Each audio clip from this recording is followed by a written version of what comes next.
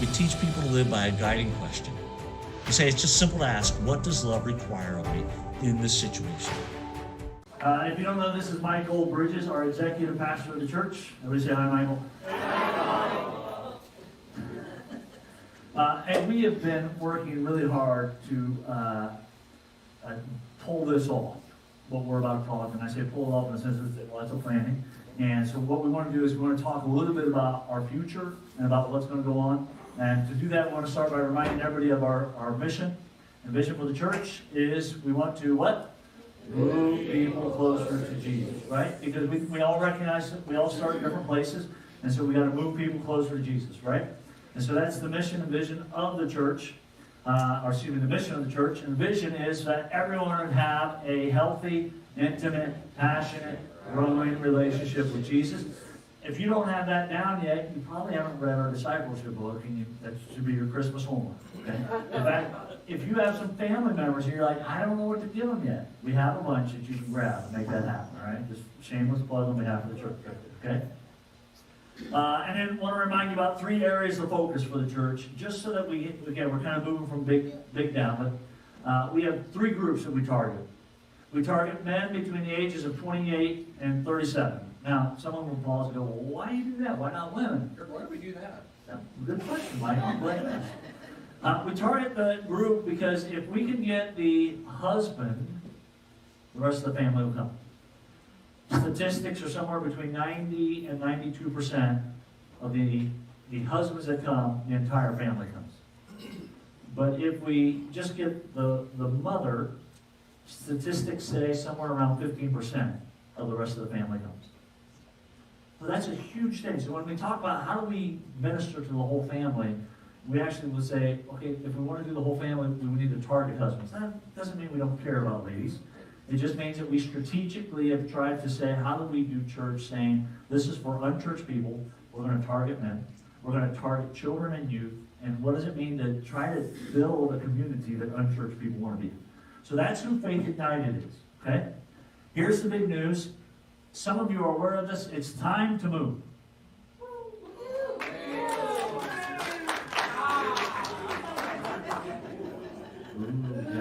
I'm going to get Abigail back up here.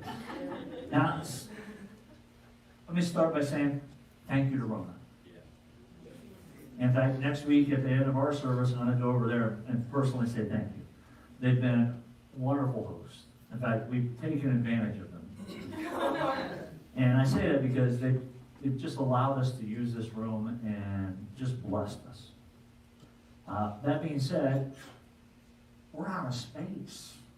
I don't know if you've noticed, but if you put 10 more people in here, I don't know where we'd put them. And not only that, but we want a space that when you bring people into, they go, oh, that's a church. And we're in a multi-purpose room that we've tried to work and make look good. And for those of you that have been around since day one, you think this is great because we remember starting in my living room with 12 people. And then we went to a school, and again, it's been a journey. But our next move on faithfulness is to come here. Now, we're moving for 4 reasons. More space is needed. We wanted to have something that was more attractive, a space that would allow us to do more ministry and reach more people that don't already have a church. And most importantly, because the Holy Spirit's guiding us and saying, move on. So, in the, is this on? Can you guys hear me? No. So back in, a little closer, how's that? Oh, there we go. There we go. So, probably late summer, August, September, Aaron asked me and asked a few of us to join to form what we call the Location Search Committee. And I chaired that along with Becky Chambers was on that, and Jeannie Mills, who's here today, was on that, and Joe Flatter, who is not here today. But the 4 of us formed that, and our job was to identify prospective locations that we could bring to the board as candidate places, and these could be a wide variety of different opportunities. It could be anything, literally anything. And we looked at a number of buildings and facilities and made a bunch of phone calls and then ultimately on October 23rd, we had a board meeting, and our location search committee made a recommendation to the board. And Aaron, I'll turn that over to you. So the recommendation came to the board, which was actually something that we've been working on for over 2 years.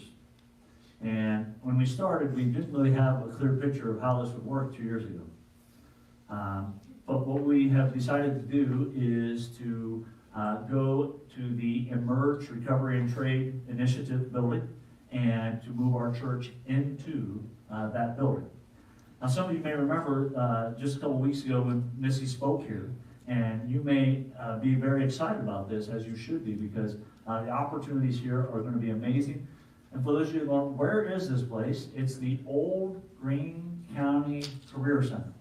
Now, if you don't know where that's at, there's not anything by it to tell you. It's kind of out in the middle of nowhere, so we've got a couple of just visual photos here that might help you if you want to go to the next slide. If you see here, Rona Church is at the top, and if you follow the blue line down, you get to what's called Emerge. It's on Westington Road. It takes 3.5 minutes to get here from here. It takes 6 minutes to get there from Greenon, or from Enid. It takes 6 minutes to get there from Beaver Creek, and takes about 10 minutes to get there from the north side of Xenia. If you're on the south side, you get a little bit more drive. And so we're going to move in to the Career Center. You can go to the next slide. What we did was we said, all right, here's how I get here. It's 235. You're going down. All right, next slide. You try to make this as easy as possible. And you go, hey, that's a big building. Where do we go? We're going to go around the back of the building. All right, and you're going to see all these signs for Faith Ignited, like we have out here in the parking lot, but you're going to go around the back of the building. There's only one main entrance to the back of the building.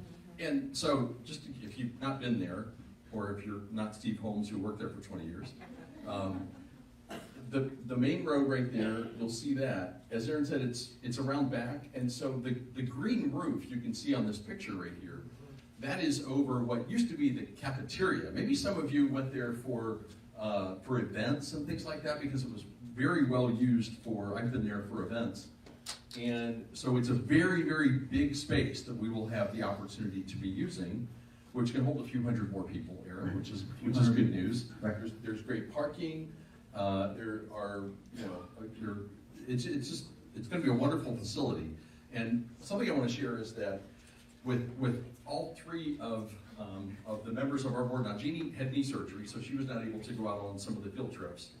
But Becky was there, and we went through the Emerge facility, and I still remember when we were just looking at it, Becky's words were, let's do this. And Becky, thank you. It's a great facility. Another thing that I just want to share, Aaron, is that Joe Platter had a comment, which kind of made in passing, but actually it was really good. And so back on October 23rd, when we came before the board and made the recommendation was that we would move to Emerge pending the ability to negotiate successfully a lease, which we wouldn't be here if we hadn't done that. That is now done.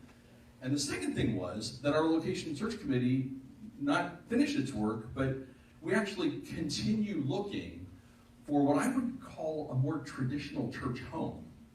Now you go, well, Michael, wait, are we moving to Emerge or are we not moving to Emerge? Yes, we're moving to Emerge.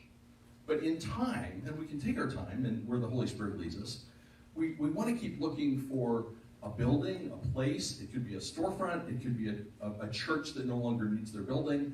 But we want to keep looking for that. And ultimately, we believe that Faith Ignited needs, I guess what you would call a more traditional church home that allows us to serve the community in many different ways.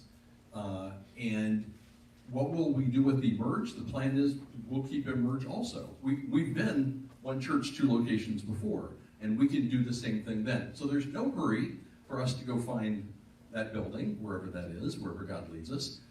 But we believe in time. It could be a month from now, it could be 2 years from now, or 3 years from now.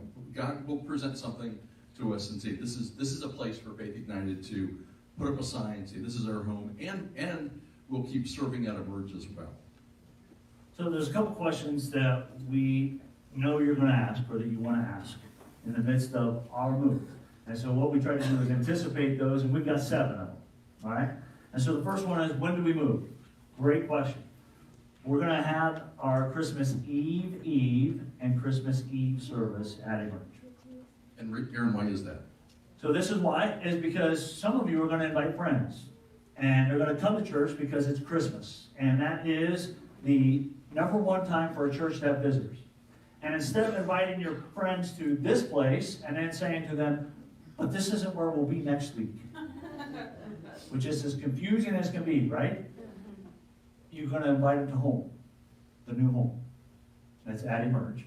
And so you're just inviting them to where we're going to be. We may not be completely set up with all the equipment that we are planning on having, but we're going to run our Christmas Eve and Eve services, both of them there, at 7 p.m. at Emerge. And Smalls has our Christmas card to give out to you on the way out the door to help you remember that. And even you can give that to a neighbor and invite them, and has the address right there off of West Union Road. And just while we're at it, the Christmas Eve, which is Eve, the Saturday the 24th, and Eve, which is the night before Friday the 23rd, 7 o'clock. 7 o'clock. 7 o'clock. You may have seen something, it said 7:30. It's 7 o'clock. 7 o'clock. All right. Will this be our forever home? Well, Michael's already sort of answered that. We think that we'll have a forever ministry presence there. We don't know. And what Michael's referring to is we're just kind of open to what God wants to do, right? So I never try to tell God, this is where we're at forever, don't touch us. Because that's always ends bad, right? All right. Number 3, how will we interact with the community in recovery?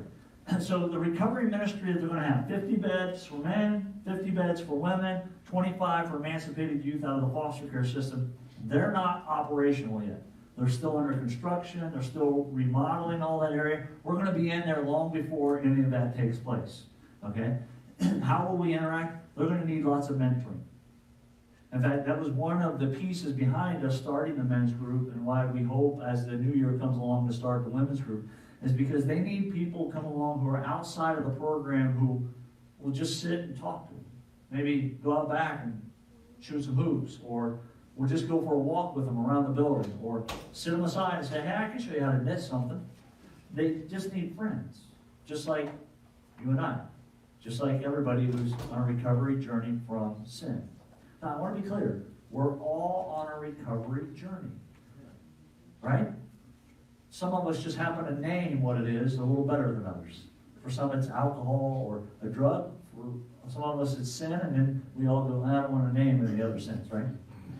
We're all on a recovery journey. And so we're going to interact with them.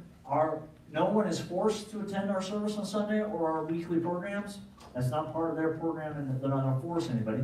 But everyone is encouraged and invited, and our expectation is once the programs get started, is that many of the residents will come to our church to be with the rest of our community. And like the rest of us, they're going to need love and attention, and we're going to give that to them because we have been spending the last 3 years since we started becoming a church for unchurched people and helping others move closer to Jesus. And Aaron, as we all know, when you give a blessing, you get a blessing. You say the people there need love, I suspect they'll give a lot of love back too. Absolutely. And let me just remind you, we're not moving there just because of the people in recovery. We're moving there because right now, if you invited your friend, you have to do this game where you have to find this building hidden in the back of this community, and then you have to figure out which door to come in, and then you have to invite them into here, which is not bad, but I see you guys on Sunday morning trying to see the screen and trying to see what's going on. We wanted to be able to invite people who don't have a church home to something a little nicer, a little better, that enables us to do ministry more effectively. And Aaron, you mentioned the screen and the facility, and you're right, in 12 days when we have the Christmas Eve service, we will not have everything set up the way that we wanted, but the board did approve a budget to buy some new staging equipment, backdrop, those kinds of things, to really seek to put our best foot forward as a church. So, and that'll happen probably sometime in January, I suspect. Number 4, will it be saved? So let me start by saying, no matter where we were moving to, this was something that we have sort of had in place, and then COVID shut this down. And then no matter where we were going, this was a piece that we were going to have in place, and that is a security team. And Kyle Mills, wave at us, Kyle, he's back there behind the computer, who is an ex-Marine. There's no such thing as an ex-Marine, just so you know that. He is going to head up our security team. And I want to be very clear so that there's no questions. There will be members of our church carrying him. And that's because if you watch any kind of news, you know that, unfortunately, that's needed. And so we have concerns about members from the outside coming in that would take place at anywhere. We have concern about members who are in recovery coming in, and we have just concern about everybody, right? There is nowhere safe anymore. And so we have a security team that is in place to care for us and to make sure we're safe. And let me just say, if you would like to volunteer, you don't have to carry. But if you would like to volunteer for the security team, we're hoping and expecting that a large portion of our membership does, so that we have multiple people who are trained. And I would invite you to give Kyle your name and phone number today as we begin to put together some of that training and what that looks like to make sure that everyone's safe and everyone will be cared for. I mean, what's the financial situation on this? So it's gonna increase our rent a lot by like $100. So I don't have the exact numbers. I think we pay Rona like $600 a month. $650, and we did also pay the Y when we were there as well, which we don't anymore. And I think we're going to like $800 a month now. So God has blessed us. We're in a really good financial situation.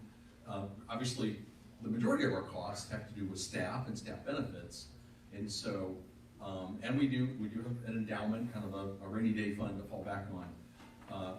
The point that Aaron mentioned to me one time, I'll never forget it, and I want to share that with you today, is because you hear we're going to spend more money, that doesn't mean you have to give more money. But on the other hand, if God lays on your heart that you want to contribute more, you're certainly welcome to.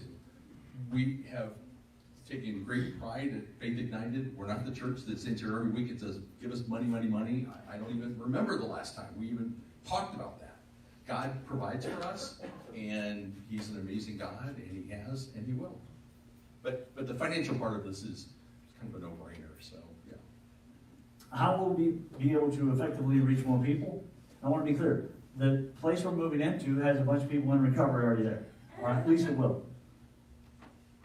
But that's only part of our target audience. The rest of our target audience is your neighbors who don't know Jesus. And we believe the facility is going to enable us to have more parking, have less confusion about how to get to us. It's going to enable us to increase our Bible study abilities, our life skills abilities. It's going to enable us to increase our ability to invite people into an atmosphere that we're going to go, okay, this is kind of what I was hoping for. This is what I was kind of thinking. And the key will be that you remain the most friendly congregation on the planet, so that when people who don't know Jesus come in and go, I feel loved. And that's going to be the ticket. All right, finally, what can we do to help? Good question. Yeah. So next week, when the service is over, it'll be our last service here. We got to pack up. We're going to have a trailer and some stuff to move, and it'll be a happy, sad time. And here, let me just say this. One of the commitments that we've had with Rona is we're not stopping our partnership. We'll need help running Bible studies over there, and some of our women's and youth stuff is still going to continue here, and we're still going to utilize their van with our youth. And so we've made a commitment to Rona. We still want to be your partner, and they're excited about that too. And so we're not saying goodbye to anybody here. And in fact, Christmas morning, if you're looking for a church service, remember, we don't have one on Christmas morning. It's here. We have a virtual one. We have a virtual one, but the in-person Christmas service will be at 10:30 here as part of the Rona congregation. Our first Sunday then will be January 1st, all right, over at Emerge. Okay. What else can you do to help? Right now, it's get excited and invite your friends to Christmas Eve and Eve. We want to be the church that unchurched people want to be at. We're going to have a wonderful facility for children, a wonderful area for youth, wonderful areas for meetings, and a wonderful sanctuary to worship in. And now we want to invite you to be like the shepherds and go tell them on the, well, not mountains, but just in the living rooms. What's needed? Yeah, wherever. And invite your friends to join us for service. All right. And I would add a couple more things too.